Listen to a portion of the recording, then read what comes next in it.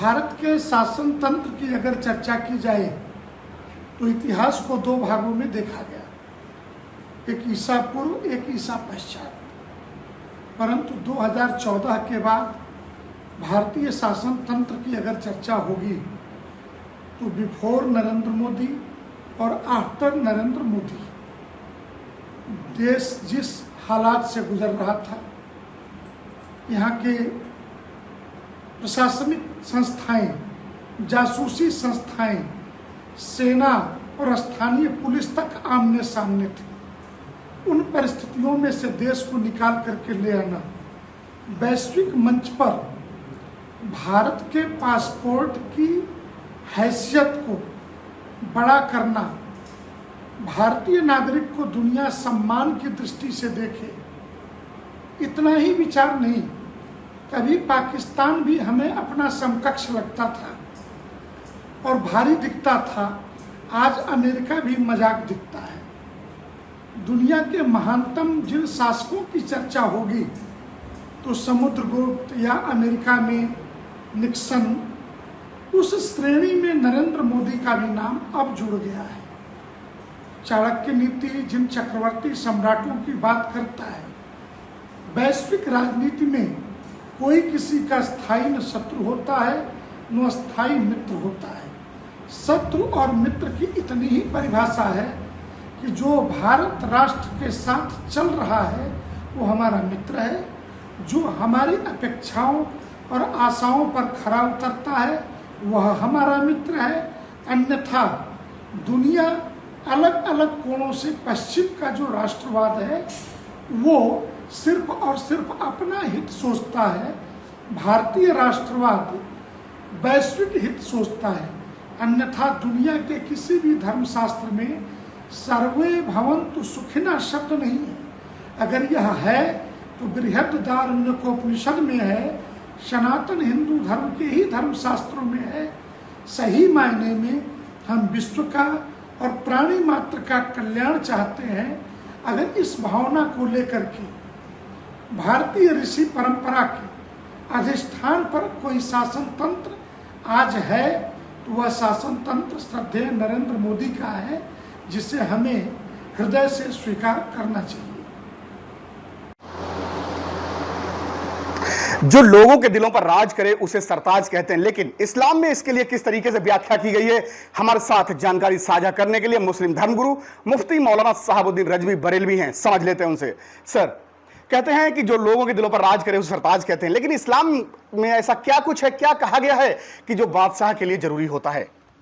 देखिए, बादशाह के लिए या आज के दौर में वज़ीर आज़म कह लीजिए या राजा कह लीजिए, पुरानी तारीख़ के हिसाब से इस्लाम का नज़रिया है कि सबसे अहम चीज़ अदल और इंसाफ, उसकी रियाया यानी जनता जो भी हो, जिस मज़हब की मानने वाली हो, इससे कोई मतलब नहीं कि किस मज़हब का मानने वाला हो।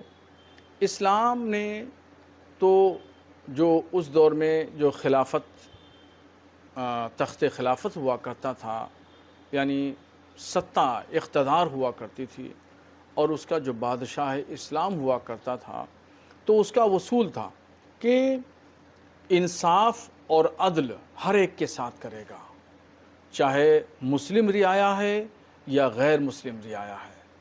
अगर गैर मुस्लिम रियाया भी है तो उसको भी आज़ादी के साथ उसको अपने मज़हब, अपने अक़ीदे और अपने पूजा पाठ की मुकम्मल इजाज़त होती थी। किसी के साथ मुस्लिम बादशाह जबर और दबाव नहीं डालता था। बहुत सारी ऐसी कंट्रीज़ थी जहाँ पर इस्लामी हुकूमत कायम हुई। पारसी थे, बहुत सारी ऐसी जगह पे ईसाई थे, बहुत सारी ऐसी कंट्रीज़ पे जिस पर इस्लामी हुकूमत ने अपना इक़्तिदार संभाला। वो यहूदी थे। जब वहाँ पर मुस्लिम बादशाह बैठा तो उसने सबसे पहले सबको ऐलान कर दिया कि अमन कायम किया जाएगा। जिसने जंग लड़ी नहीं लड़ी, जो भी शख्स हमारे मुल्क में रहना चाहता है अमन और शांति के साथ में रहे, और उसके जान माल इज़्ज़त आबरू की हिफाजत मुसलमानों के ज़िम्मे होगी। और जो भी जिस मज़हब का कंट्री थी मानने वाले थे, अगरचे इक़्तिदार मुसलमानों के हाथ में आ गया था, तो उसके साथ में इंसाफ बरता जाता था। और सबसे पहले ये ऐलान वज़ीर आज़म करता था, बादशाह करता था कि जो लोग भी हैं अपने मज़हब के मुताबिक अमल करें, इबादत करें, पूजा पाठ करें, किसी के साथ में कोई भेदभाव बरता नहीं जाएगा। तो सबसे पहले बादशाह के लिए ज़रूरी है इंसाफ, वो रियाया के साथ यानी जनता के साथ बराबर का इंसाफ करें। मौजूदा वजीर आजम नरेंद्र मोदी हैं जो इस समय भारत के, उनके लिए किस नज़रिए से आप देखते हैं, क्या कुछ उनकी खूबियां आपको दिखाई देती हैं? देखिए, अब जहाँ तक बात वज़ीर आज़म नरेंद्र मोदी जी की बात है, तो इनके साथ से, इनके ताल्लुक़ से यही कहा जा सकता है कि ये इस्लाम के बहुत करीब हैं। इस्लाम के जो वसूल हैं और बादशाहत के जो वसूल हैं, यानी अदल, इंसाफ, बराबरी, सबको साथ में लेके चलना, सबको एक साथ में, सबकी तरक्की के लिए सोचना, सबकी बिही ख्वाही, जन कल्याण के लिए सोचना, जनता के रहने वाले हर मज़हब के मानने वालों के साथ में बराबरी का लिहाज पास करना, सबके लिए तरक्की, फलाह बहबूद के लिए जो है वो स्कीमें डेवलप करना, उनको बराबरी का दर्जा देना, सम्मान देना, इज़्ज़त देना, ये तमाम खूबियाँ वज़ीर आज़म नरेंद्र मोदी जी में पाई जाती हैं।